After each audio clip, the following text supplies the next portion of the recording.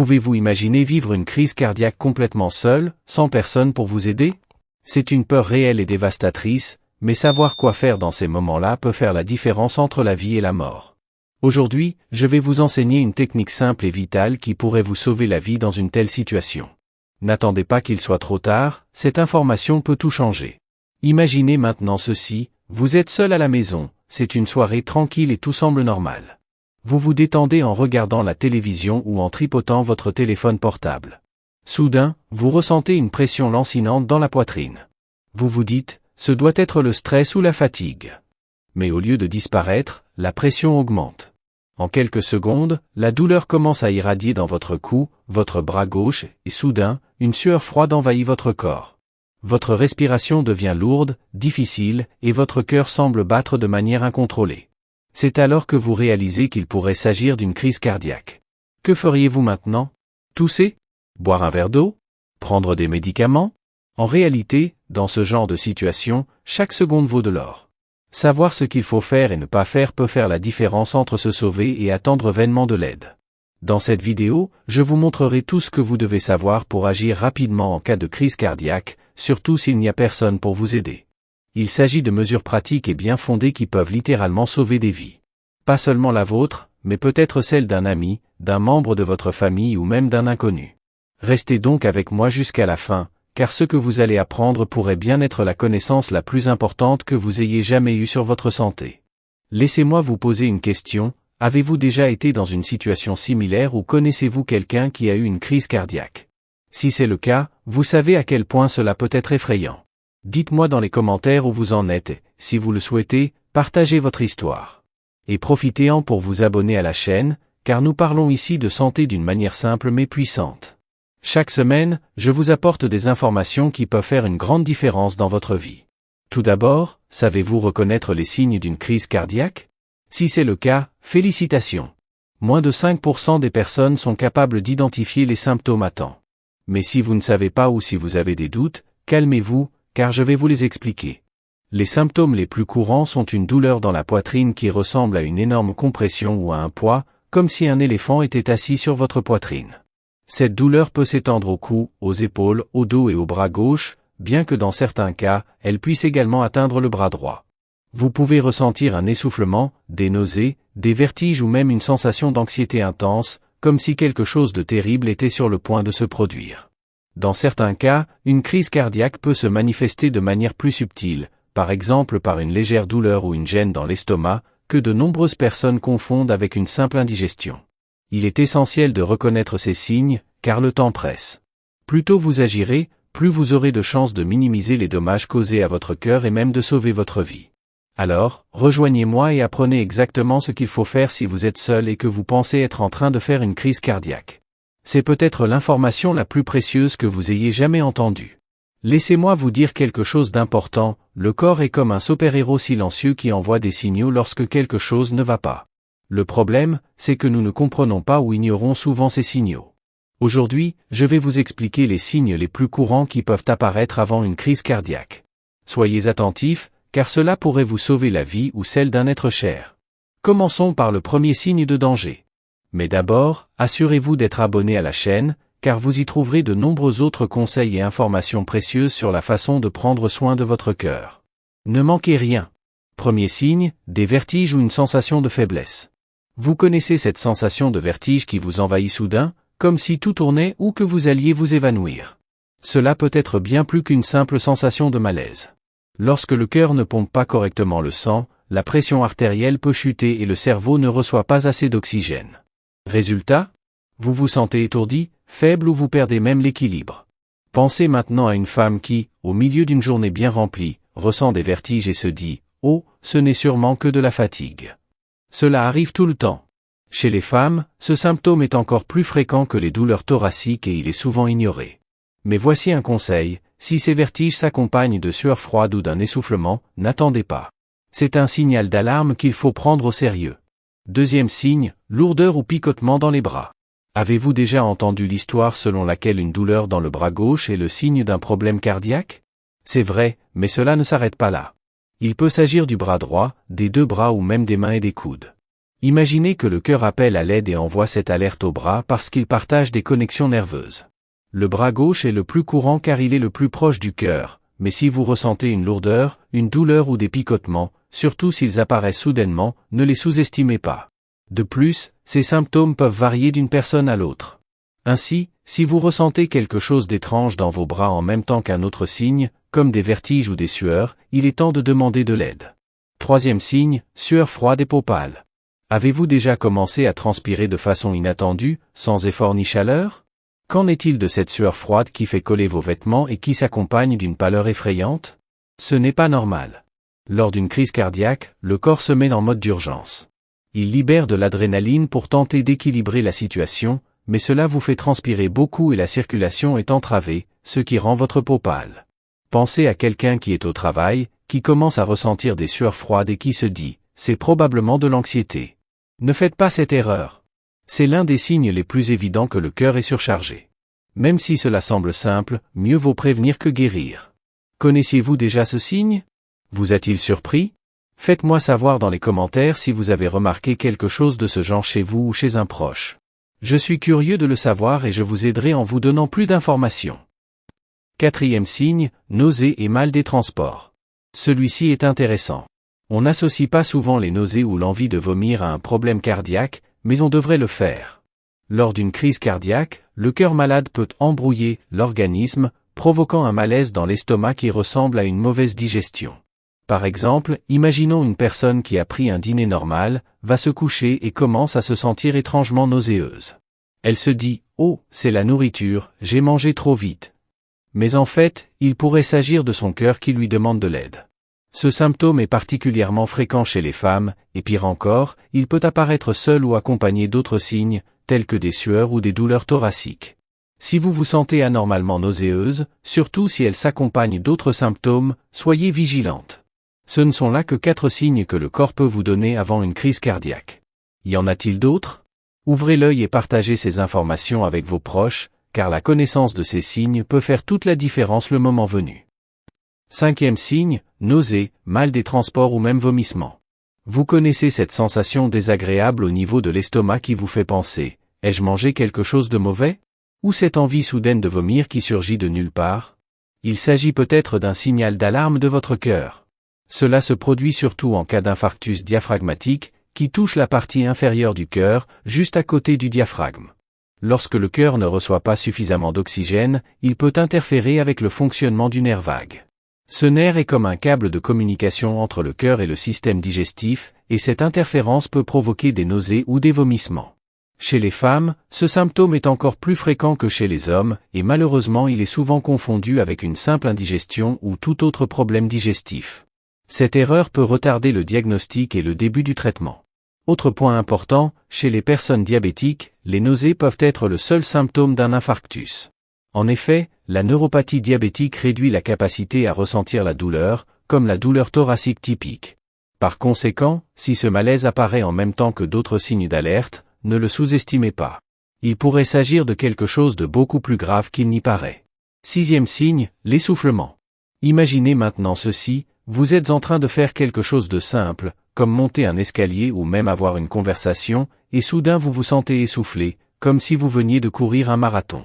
Il s'agit d'un signe très important qui indique que quelque chose ne va pas avec votre cœur. En effet, lors d'une crise cardiaque, le cœur peut ne pas être en mesure de pomper efficacement le sang.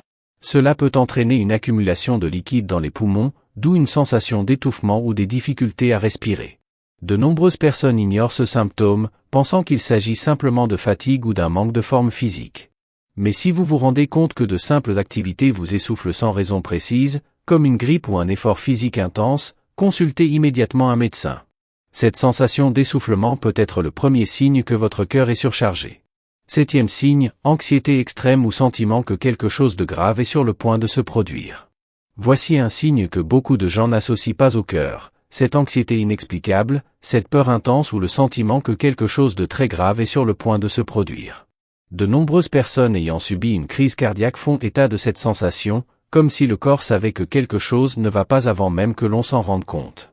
Ce symptôme est dû au fait que, lors d'une crise cardiaque, le corps libère une grande quantité d'hormones de stress, telles que l'adrénaline. Cela peut générer un état d'alerte exagéré, provoquant ce sentiment de panique. Il est important de préciser que, seule, cette angoisse peut être confondue avec une crise de panique ou un simple moment de stress. Mais si ce sentiment s'accompagne d'autres symptômes, tels que des sueurs, des douleurs thoraciques ou un essoufflement, ne perdez pas de temps, consultez immédiatement. Le signe le plus connu, la douleur thoracique. Nous en arrivons au signe le plus classique et le plus connu, la douleur thoracique. Quand on pense à une crise cardiaque, c'est la première chose qui vient à l'esprit. Et ce n'est pas étonnant, la douleur thoracique est le symptôme le plus courant. Cette douleur se manifeste généralement par une très forte pression au centre de la poitrine, comme si quelque chose de lourd écrasait la zone. Certaines personnes la décrivent comme une sensation d'oppression ou même de brûlure. Mais il y a une chose que beaucoup de gens ignorent, cette douleur peut s'étendre à d'autres parties du corps. Il est fréquent qu'elle irradie vers le cou, la mâchoire, les épaules, le dos ou les bras, en particulier le gauche. En effet, les nerfs qui relient le cœur au reste du corps peuvent confondre la localisation de la douleur et envoyer des signaux vers ces zones. Autre détail important, tout le monde ne ressent pas cette douleur de la même manière. Chez les femmes, les personnes âgées et les diabétiques, la douleur thoracique peut être plus légère, voire absente. C'est pourquoi il est essentiel de prêter attention aux autres signes que nous avons mentionnés précédemment. Connaissiez-vous déjà ce signe? Vous a-t-il surpris? Faites-moi savoir dans les commentaires si vous avez remarqué quelque chose de ce genre chez vous ou chez un de vos proches. Je suis curieux de le savoir et je vous aiderai en vous donnant plus d'informations. Que faire face à ces signes? Si vous ou l'un de vos proches ressentez un ou plusieurs de ces signes, surtout ensemble, n'attendez pas de voir si cela passe. Chaque minute compte. Appelez immédiatement les services d'urgence ou demandez de l'aide pour vous rendre à l'hôpital le plus proche. Et voici un conseil précieux, restez calme. Respirez profondément, asseyez-vous ou allongez-vous confortablement et essayez de ne pas trop bouger en attendant les secours. Vous réduirez ainsi la pression exercée sur le cœur et éviterez les complications. Imaginez cette situation avec moi. Vous êtes au calme, peut-être en train de regarder la télévision ou de vous reposer, et soudain vous ressentez une douleur dans la poitrine. C'est une douleur lourde, comme si quelque chose de très fort appuyait en plein milieu de votre poitrine. Vous vous dites, oh, c'est probablement la fatigue ou le stress. Mais la douleur commence à s'étendre. Elle s'étend au bras gauche, à la mâchoire, au dos et même à la nuque. Pour ne rien arranger, vous commencez à avoir des sueurs froides et votre respiration devient lourde, comme si vous manquiez d'air. Tout cela vous fait peur. Et c'est normal, car ce sont des signes classiques qui indiquent que quelque chose de grave est en train de se passer. Il est très probable que vous soyez confronté à une crise cardiaque. Si cela se produit pendant que vous vous reposez, ou même si cela vous réveille au milieu de la nuit, c'est encore plus dangereux. Si vous souffrez de problèmes tels que le diabète, l'hypertension artérielle, l'hypercholestérolémie, l'obésité ou des antécédents familiaux de maladies cardiaques, soyez particulièrement vigilants. Ces conditions peuvent augmenter considérablement les risques de crise cardiaque. Le plus important est de ne pas ignorer les signes. Votre corps essaie de vous avertir que quelque chose ne va pas. Que faire si vous soupçonnez une crise cardiaque? Savoir comment agir peut vous sauver la vie ou celle de vos proches. Je vais vous expliquer ce qu'il faut faire, étape par étape, de manière très simple. Soyez attentifs, car chaque seconde compte. Mais d'abord, laissez votre like. Cela fait toute la différence pour la chaîne et nous aide à vous proposer un contenu de qualité. Allons-y. 1. Mâchez une aspirine dès que possible. Si vous ressentez les symptômes d'une crise cardiaque et que vous avez de l'aspirine à portée de main, mâchez et avalez-en une immédiatement. Ce n'est pas un détail. Lorsque vous mâchez le comprimé, il agit plus rapidement dans le sang, ce qui contribue à empêcher la formation de caillots. Ces caillots peuvent bloquer la circulation du sang vers le cœur, ce qui aggrave la situation. La dose recommandée est généralement de 325 mg, une aspirine pour adultes, ou de 2 aspirines pour enfants de 81 mg chacune. Mais attention, ne le faites que si vous n'êtes pas allergique à l'aspirine, et de préférence, après vous être assuré auprès du service d'urgence que vous devez le prendre. Ce petit geste peut augmenter considérablement vos chances de guérison, surtout s'il est effectué dans les 30 premières minutes suivant l'apparition des symptômes. 2. Ne jamais, au grand jamais, se rendre à l'hôpital en voiture. Je sais que la première réaction de beaucoup de gens est de prendre la voiture et de se précipiter à l'hôpital. Cela semble logique, n'est-ce pas? Après tout, vous voulez de l'aide rapidement. Mais cela peut être extrêmement dangereux. Si vous avez une crise cardiaque, le risque de perdre connaissance ou de subir un arrêt cardiaque en conduisant est très élevé. Imaginez le danger d'un accident pour vous et les autres usagers de la route. C'est pourquoi il est plus sûr d'attendre les ambulanciers. Ils sont préparés avec du matériel d'urgence et savent comment agir pour stabiliser votre état avant même que vous n'arriviez à l'hôpital. Si vous pensez être victime d'une crise cardiaque, appelez immédiatement les services d'urgence. 3. Restez calme et respirez profondément. Il est naturel de ressentir de la peur et de l'anxiété dans un tel moment. Mais voici le secret, le stress ne fait qu'aggraver la situation. Lorsque vous êtes nerveux, votre cœur travaille encore plus fort, ce qui peut aggraver la situation. C'est pourquoi il est essentiel d'essayer de se calmer, même si cela semble difficile. Respirez profondément. Inspirez par le nez, comptez jusqu'à 5 et relâchez l'air lentement par la bouche. Faites-le plusieurs fois pour ralentir votre rythme cardiaque et réduire le sentiment de panique. Essayez également de vous installer confortablement. Si vous le pouvez, asseyez-vous ou allongez-vous avec les jambes surélevées à angle droit sur une chaise ou un canapé. Cela permet de réduire la pression sur le cœur et de faciliter la respiration. 4. Évitez de manger ou de boire quoi que ce soit. Vous pensez peut-être que boire un verre d'eau ou manger quelque chose pourrait vous aider, mais ne le faites pas. Lors d'une éventuelle crise cardiaque, le fait de manger ou de boire peut compliquer les procédures médicales. Par exemple, si vous avez besoin d'une intervention urgente, telle qu'une intervention chirurgicale ou des médicaments par voie intraveineuse, le jeûne facilite grandement le travail des médecins. Par conséquent, même si cela semble inoffensif, continuez à jeûner jusqu'à ce que vous receviez l'avis d'un professionnel. 5. Agir rapidement mais calmement est la clé. Lors d'une crise cardiaque, chaque seconde compte. Le cœur s'efforce de fonctionner sans l'oxygène dont il a besoin, et plus vous agissez rapidement, plus vous avez de chances d'éviter des dommages permanents. Mais agir rapidement ne signifie pas paniquer. Restez concentré sur les étapes que nous avons expliquées. Appelez immédiatement les services d'urgence. Mâchez une aspirine, si cela est indiqué. Trouvez une position confortable. Restez calme et respirez profondément. Rappelez-vous que les ambulanciers sont préparés à faire face à cette situation. Votre calme et l'attention que vous portez à ces étapes vous aideront beaucoup lorsqu'ils arriveront. Pourquoi ces précautions sont-elles si importantes ? Une crise cardiaque survient lorsque le sang ne peut pas atteindre le cœur, généralement à cause d'un caillot ou d'une artère obstruée. Sans circulation sanguine, le cœur commence à subir des dommages, qui peuvent être permanents. Imaginez maintenant que vous suiviez les étapes suivantes. Prenez de l'aspirine, restez calme et attendez les secours. Non seulement vous augmentez vos chances de survie, mais vous réduisez également le risque de complications futures, telles que l'insuffisance cardiaque. Que pouvez-vous faire à partir de maintenant ? Savoir comment agir est important, mais prévenir est encore mieux. Prenez soin de votre santé au quotidien. Adoptez une alimentation saine. Privilégiez les fruits, les légumes et les aliments complets. Pratiquez régulièrement une activité physique. Des promenades quotidiennes peuvent faire une grande différence. Surveillez votre tension artérielle et votre taux de cholestérol. Évitez de fumer et réduisez votre consommation d'alcool. Apprenez à connaître votre corps et faites-vous examiner régulièrement. Vous savez ce qui est étonnant ? Avec quelques informations simples, vous pouvez sauver non seulement votre vie, mais aussi celle de quelqu'un que vous aimez. Cela semble énorme, n'est-ce pas ? Mais c'est en fait très simple. Tout commence par la connaissance et la préparation. Parlons-en, d'accord ? Imaginez qu'un de vos proches se sente mal. Savoir repérer les signes d'un problème grave, comme une crise cardiaque, pourrait faire la différence entre sauver cette personne ou non. Voici les signes que vous devez mémoriser. Étourdissement.